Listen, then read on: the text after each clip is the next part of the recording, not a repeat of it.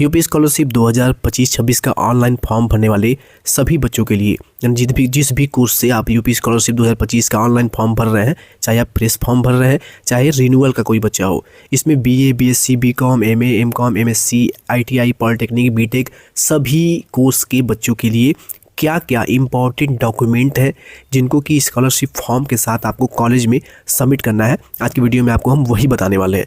अगर आप इन सभी डॉक्यूमेंट के साथ कॉलेज में स्कॉलरशिप फॉर्म को सबमिट करते हैं तो आपका फॉर्म 100% सबमिट हो जाएगा और आपका फॉरवर्ड भी कर दिया जाएगा कॉलेज या इंस्टीट्यूट से। ठीक है, चलिए सबसे पहले बात कर ले। अच्छा, ये जो डॉक्यूमेंट लिस्ट है ये post matric other than inter के बच्चों के लिए है, यानी जो बच्चे इंटर के अलावा, मैंने अभी आपको बताया कि इंटर के बाद आप चाहे कोई भी कोर्स कर रहे हैं, अगर आप स्कॉलरशिप फॉर्म के लिए एलिजिबल हैं तो आपको ये डॉक्यूमेंट अपने कॉलेज में, संस्थान में जमा करना है।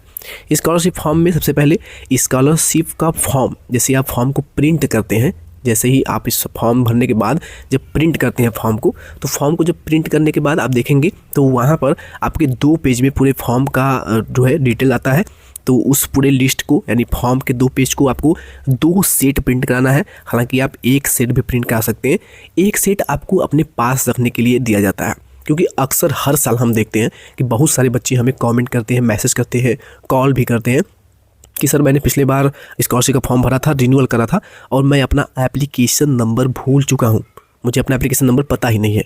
क्योंकि बच्चे फॉर्म भरते हैं, कॉलेज में सबमिट कर देते हैं और अपने डाटा को डिलीट कर देते हैं, उनके पास वो डाटा नहीं होता है।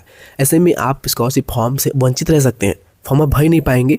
अगर आपका कॉलेज को ये हेल्प कर सकता है एप्लीकेशन नंबर याद कराने में, तभी आप कुछ कर पाएंगे, नहीं तो आप नहीं फॉर्म भर पाएंगे। ठीक है, तो इसीलिए ये रूल है, या फिर कॉलेज आपको खुद यहाँ पे आगाह करता है, आपको चेतावनी देता है कि 2 प्रिंट कराइए, 2 प्रति, 1 अपने पास हमेशा के लिए रखिए जब तक आपका कोर्स कंप्लीट ना हो जाए। ठीक है, क्योंकि एप्लीकेशन नंबर से ही आप फॉर्म भरते हैं, पासवर्ड हालांकि आप रीसेट कर सकते हैं। अच्छा, स्कॉलरशिप फॉर्म की बात हो गई, 2 सेट। ठीक है, इसके बाद अगर आपने 10th एंड 12th किया हुआ है, अगर आपने केवल 10th किया है तो केवल 10th की फ़ोटोकॉपी, अगर आप 12th भी किए हुए हैं तो दोनों ही पासिंग सर्टिफिकेट की फ़ोटोकॉपी आपको करा लेनी है। हालांकि दोनों की एक करानी है, क्योंकि कॉलेज में आपको एक ही सबमिट करना होगा।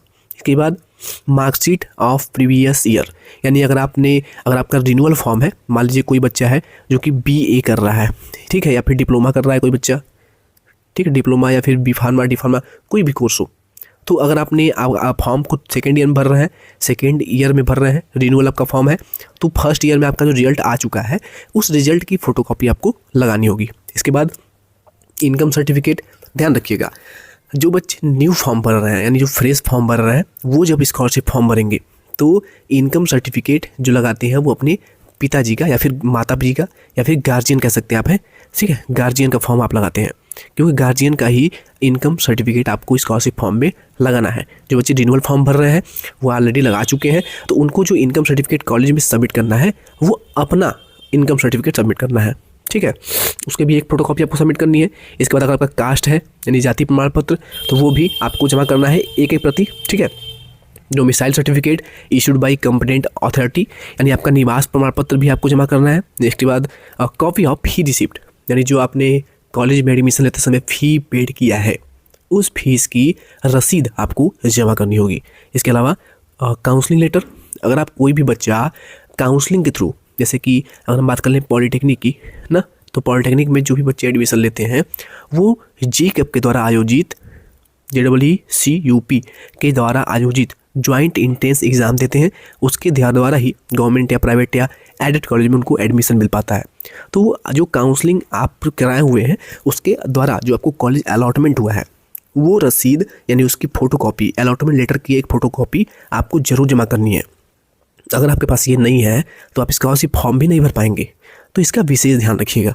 ठीक है, और इसके अलावा जो बच्चे जैसे कि किसी भी कोर्स में काउंसलिंग के थ्रू एडमिशन लिए हैं तो काउंसलिंग लेटर या फिर कह सकते हैं अलॉटमेंट लेटर, वो आपको ज़रूर जमा करना है। इसके अलावा बैंक पासबुक की फ़ोटोकॉपी, जिसमें कि IFSC कोड अच्छे से शो करना चाहिए, नहीं तो आपकी स्कॉलरशिप नहीं आएगी, रिजेक्ट हो सकता है। इसके अलावा हॉस्टल में अगर रहते हैं आप कॉलेज में तो आपको हॉस्टल की जो फीस रसीद है उसको भी लगाना होगा।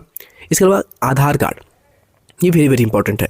स्कॉलरशिप फॉर्म भर रहा है तो आपके अपने आधार की फ़ोटोकॉपी ये अनिवार्य रूप से जमा करना है। इसके अलावा OTR रजिस्ट्रेशन, OTR कैसे करना है इस पर हमने ऑलरेडी एक वीडियो स्पेशली बना रखी है, तो OTR यानी वन टाइम रजिस्ट्रेशन, कोई बच्चा अगर रिन्यूअल फॉर्म भर रहा है तो उन्हें भी OTR करना है। जो नए बच्चे फॉर्म भर रहे हैं उनको तो OTR करना अनिवार्य है ही।